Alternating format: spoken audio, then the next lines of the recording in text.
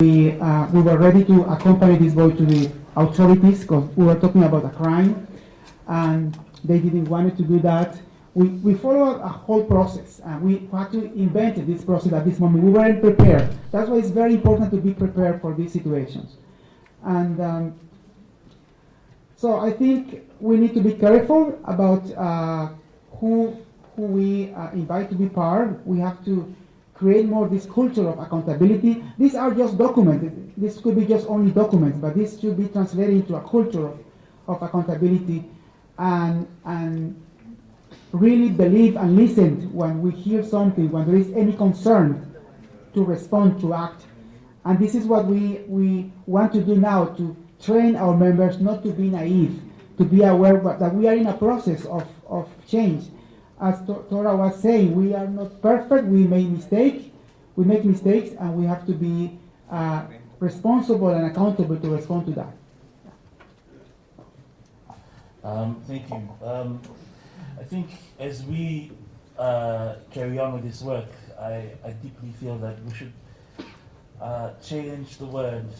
Instead of saying benefits, we need to say that it is the right thing to do. Because at times we seem to be selling this work as saying, look, if you change your behavior, you will benefit from it. I think we need to change that word and say it because it's the right thing to do. It is the human thing to do. We need to stop apologizing ourselves. We need to stop playing nice. I come here and I feel like I'm more frustrated than I am relieved to be around practitioners, because it's the same words saying over and over again. We are trying to please each other. We're trying to please you and women, the funders, and so forth, by saying the right things. It's about time we start saying things that need to be said. And we need to stop making it being so attractive. Because, let's be fair, this work is not attractive. We don't get paid as much. Some of us don't get paid at all to do this work. And we need to stop rosing it up and saying, look, if you come to this work, you will benefit. Of course you'll benefit because you'll become a better human being. Of course you'll benefit because you'll become a happier human being. But we need to start changing the words, because I just feel deeply in my heart that benefit seems to be, we seem to carry on with the whole paradigm of power, where we're saying that men will benefit by coming. And we already have a lot of benefits. So we're saying, let go of your benefits so that you can gain some more benefits. And we need to stop romanticizing the words of men and the existence of men in these places. Yeah? We need to stop saying, wow, he's a beautiful man. He's so gender equitable. He's so, and as such, men become sexy. Men become sexier. And women use this word when they say that when men become equitable, they become sexier. And then we begin to romanticize the existence of men. We need to stop looking at it as gender binaries and start looking at each other as human beings. Because this is where we all need to be, and we all need to be fighting the same fight. Yeah.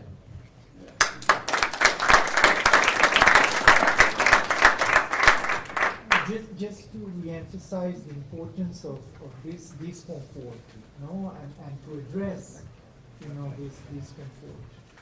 And in that sense, I fully agree that sometimes these spaces are very useful, and in some aspects, but at the same time, we always tend to be on the safe side, and we tend to avoid, some critical and controversial issues. So in that sense, I think that,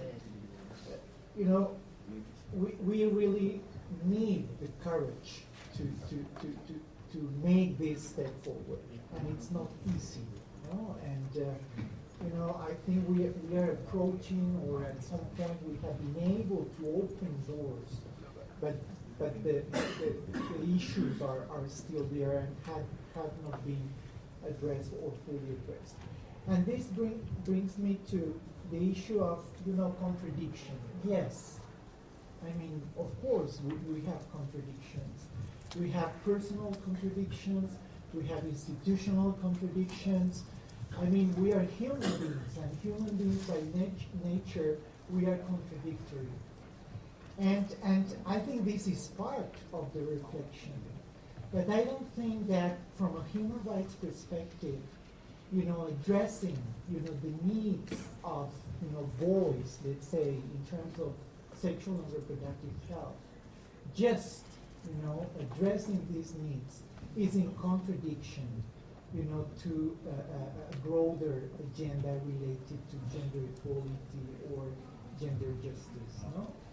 My point is that what we have been trying to do is moving from a very instrumentalized perspective when dealing with men and boys, and we agree that it's important and how they contribute to gender equality, etc. is important, but at some point, power relationships are also contradictory, and we are facing, context settings where the paradigms or the concepts we have developed, or we are traditionally using are contradictory or enter in contradiction.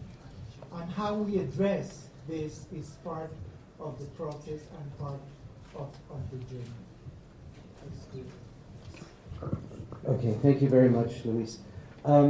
Did anyone have a burning statement that they'd like to make now, or anyone else like to speak? I'm just going to give a few more. We're not going to be able to respond to them because I've been told we really have to end on time.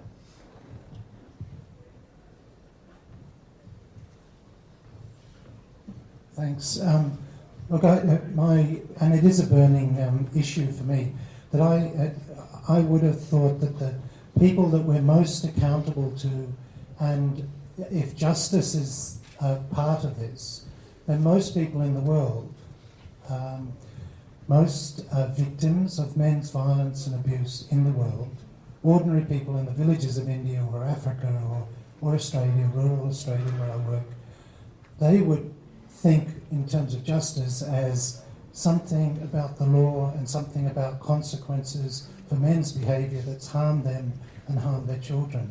And as long as that's missing from our conversations, and I find it largely missing from this conference, I don't know what accountability. This, it's not about clever words. It's not about things to say, and I'm not accountable to the university I work in. I'm accountable to those women who are the partners and abused partners and their kids who of the men I've worked with. I find this difficult.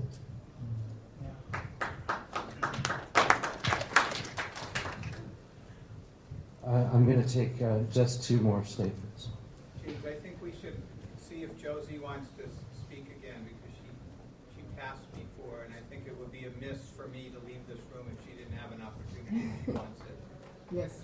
I'll be really brief. Thanks. I'm Sophie with Raising Voices, and this has been, just a great panel and a lot of candid discussion. I think something that's still kind of bothering me in the back of my mind, and I'll try to articulate it as well as I can, is that, there's this assumption that the work that's done under this broad umbrella of engaging men and boys is always politicized and always accepts this, this basic feminist analysis of power as a starting point for the work.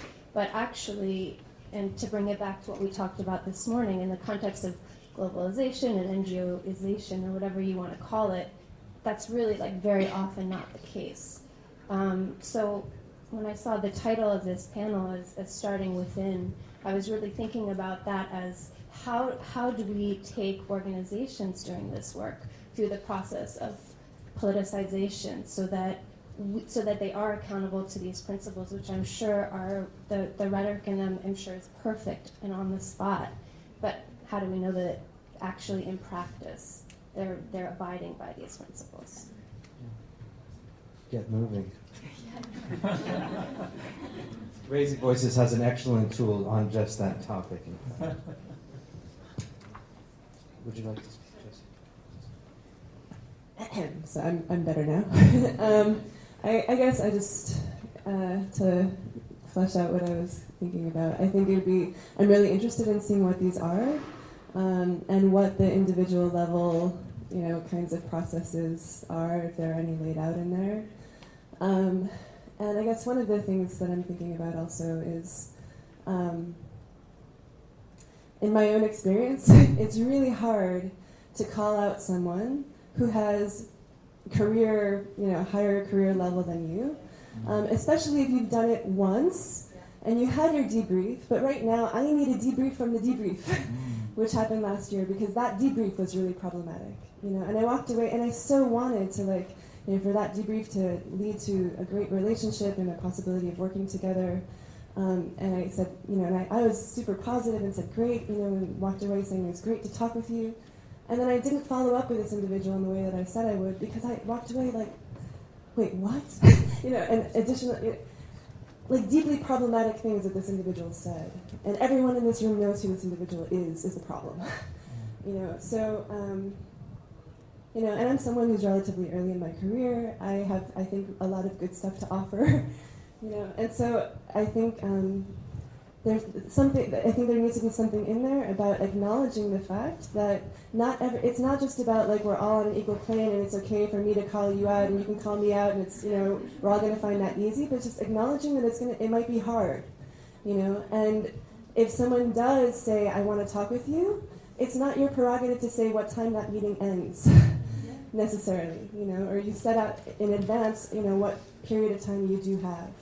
And if someone sends you a note, saying, I'd like to talk, you have to respond, so, so just taking that piece into consideration as well, that it's not like we're just all equals and you happen to be male and I happen to be whatever identified and whatever, but that there are also power inequalities that need to be accommodated and thought about.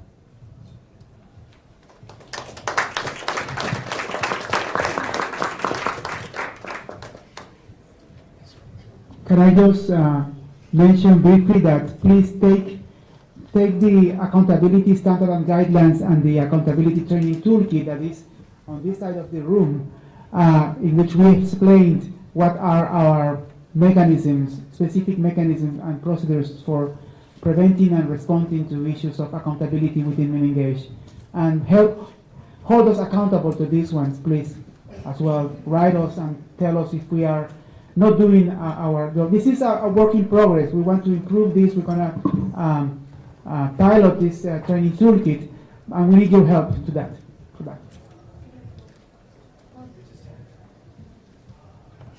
Marius Norkil from Alternative to Violence in Norway. Especially on this workshop, interesting, important workshop on accountability. We are talking about women, we are talking about men, we are talking about boys, we are not talking about girls. We are leaving them out of the equation when we talk about it. Both boys and girls are the most victims of domestic violence, and we are not raising our obligation to be accountable to their needs and their support needs. Thank you. We really do have to close up this panel. I've been asked to close it up. I just wanted to say one or two things that I don't think that we'll have any chance now to sort of sum up or respond to all of these different thoughts and interventions that you've given us. But I think from the UN side, one of the things that I think might be helpful for us is to continue to think about a code of conduct for, that we could share with our members, our partners in government, donors, about how we approach this work, how we're supporting civil society, how we're maintaining those principles of gender equality, human rights. And as well as I think, if we are in together the gender justice movement, can we think about principles of, men and women working together? Maybe, Men Engage is leading this or others, but, I think we haven't tested these accountability mechanisms enough. We need to learn more about what's working and how, what other ones are needed. And I'd like to give the last word to any of the panelists that would like to respond on anything else.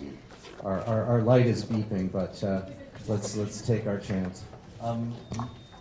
Maybe just a comment on the young lady that raised the experience. Just like to thank her, and I know it takes a lot of courage to speak up. And thank you for sharing your experience with us. And we deeply hope that gets sorted and if you need any help from us, I mean, Michael and so forth will be, Michael, I'm volunteering you on your behalf. And the rest of the panelists, if we can assist you, we'll be more than happy to.